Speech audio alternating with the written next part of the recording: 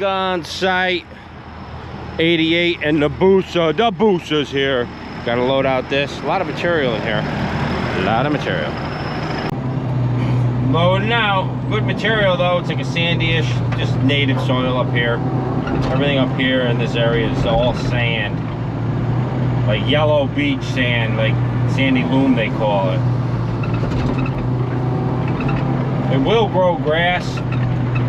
Gotta really treat it. But it's good for backfilling trenches, houses, all that. So everybody in this area that has rolling hills, they got massive piles of sand, and it's deep.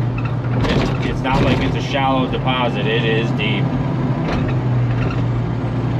They have trouble with wells up here getting water.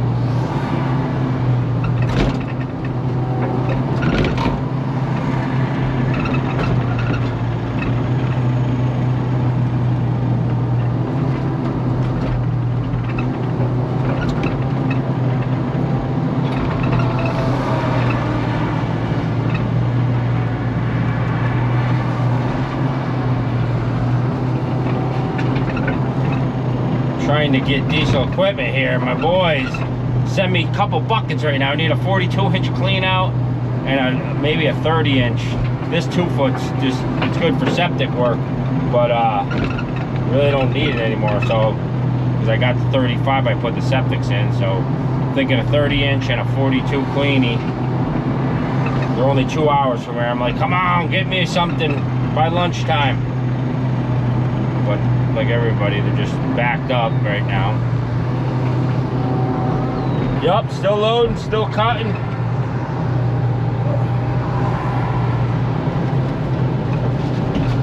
The Boosa is the winning ticket for this kind of stuff. It's so tight back there, you know, and the banks are not forgiving. Don't want to put a triaxle on that and just tear up everything we got going on.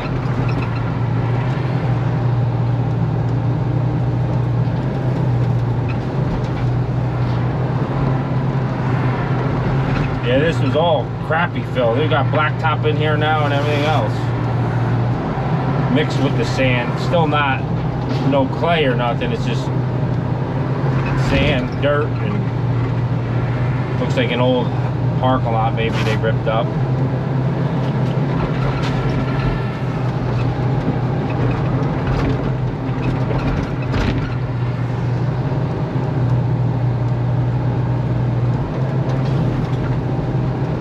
I'm working diesel equipment right now on the phone. I said, you need to give me a bucket. Let's go. Get them here. What happened was their driver isn't there no more, so they're working on getting a new driver. Otherwise, I would have had them here by noon. Today, they would have definitely done that. But they did some changing around. Their company, the diesel equipment, it's the same bucket, same attachments. It's just called dynamic attachments now. They had to change the name for some reason, but dynamic attachments. And we'll get more into that when we get those buckets, and we'll do a little talking about it. I've been using these buckets for 5 years now, so. And not only buckets, the hammer that I bought secondhand. What do we got here? Sonotube. So we'll get back with that.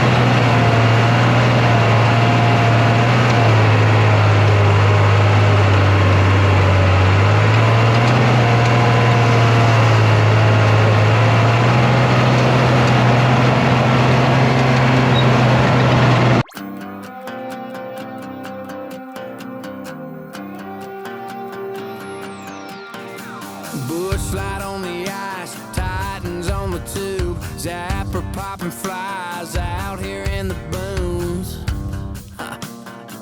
I'm going nowhere.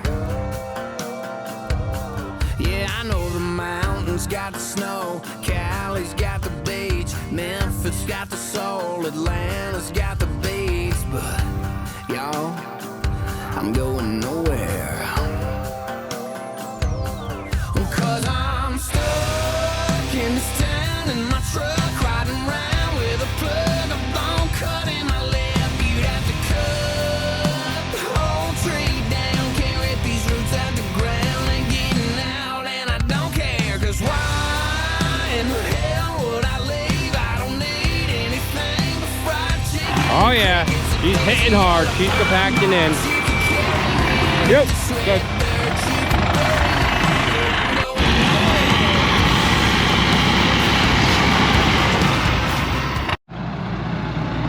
After lunch, we're boxing out the back parking area, smacking it out with the D3 and Kubota. Alright, Walden, where you going? Yeah, country life is what you make it. You love it or you leave it. I got a reputation, I damn sure plan to keep it. Every bottle, every party, every parking lot fight. Guess all them daughters' daddies were right. I'm going nowhere. Stuck in this town in my truck, riding around with a plug, a long cut in my lip. You'd have to cut the whole tree down, can't rip these roots out the ground. Ain't getting out and I don't care, 'cause why in the hell would I leave? I don't need anything but fried chicken and crickets. If there's a yellow pine box, you can carry me in it. This red dirt, you can bury me in it. I'm going nowhere. Some people get this to ditch a dirt road, but that kind of life signs as far as I'll go.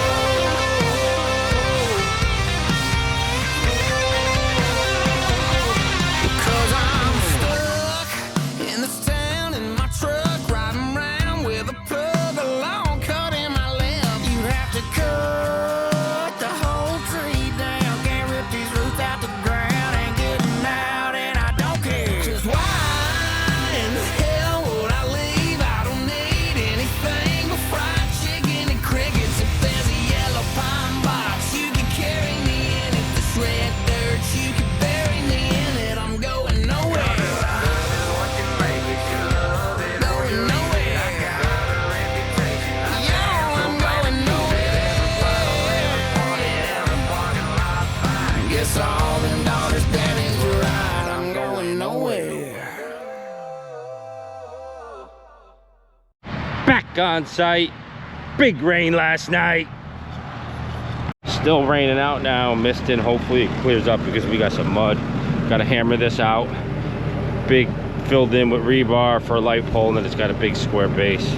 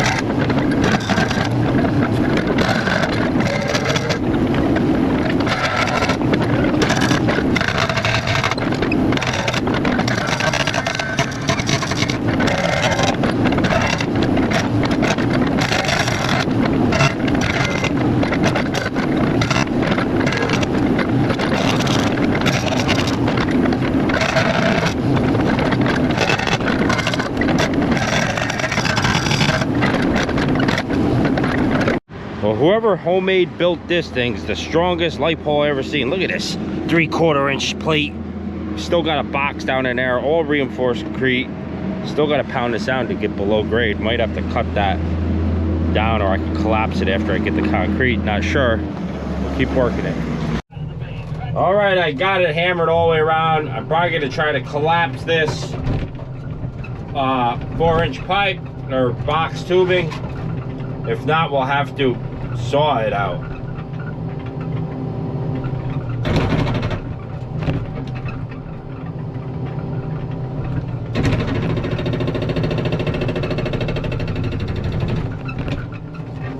Yeah, you knew that was gonna happen. There we go. It's full of water, but you're gonna get in a bit stuck in it. Ah, come on.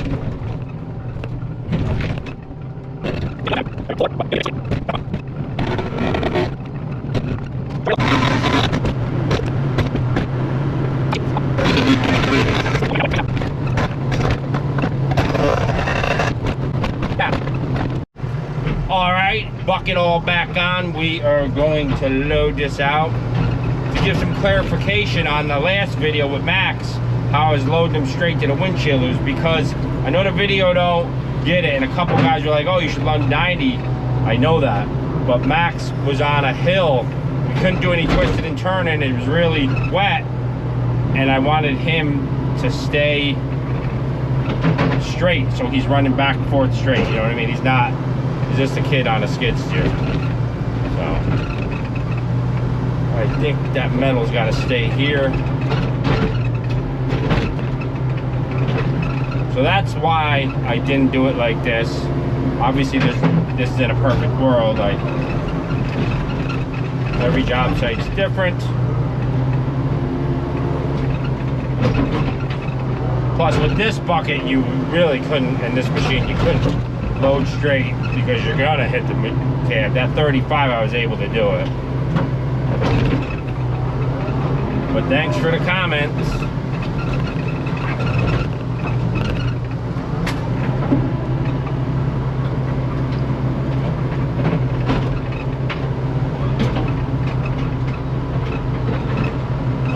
I've never ran a progressive link dump, I can tell you that. I bet it would be night and day to do things, you know?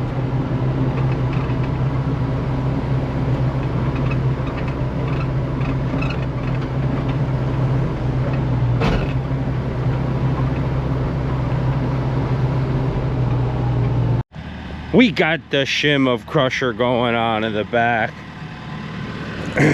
Right here. Starting to roll her down. Looking good.